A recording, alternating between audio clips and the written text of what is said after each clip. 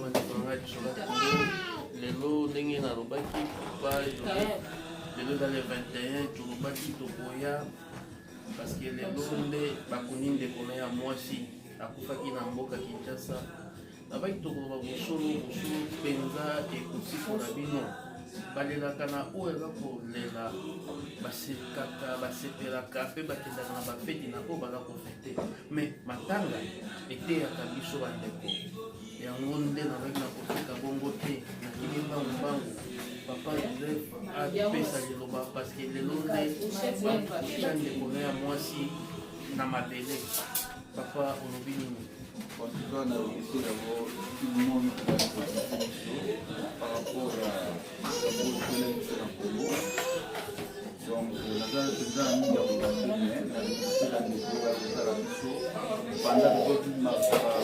par le cœur de la Ligue, va continuer. En tout cas, c'est une marquage, nous avons une morale par rapport et nous avons aussi fait un autre eza malamu nzambe aza lokumu kobalobaka te nzambe nde moyebaka destin na sekre ya liwa oyo ezali nzela ya biso ndeko na biso tozali na voyage tozokende na butuka ye akitinare donc eza mokolo na ye tozalaka makasi po nzambe ya kwasunga biso tosalisa bandeko baza na kongo par rapport ya makambo ekoyeki mpona avenir. Amen. Oyoki ndenge ndeko alobi na kokoba mosolo ekosikola bino yo moto oyaka na makambo ya bato te tokoya mpe te talanga bien nakoya te olingaka mpe kozwaka ye te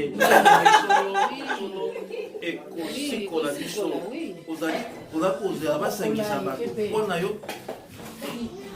mpona lelo tosiki wana mpona na biso na lisolo bosabone bolaike na lisolo na YouTube na biso bye.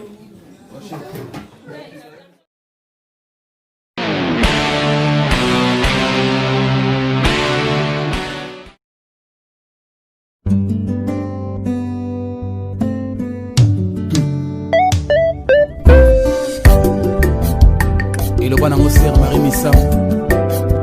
Nzamba azaka toujours na raison akobana na vie ya pasi suka suka akosepelisa yo Jova Shama Jova Nisi Nzambe na ngai Jova Shama Nzambe na ngai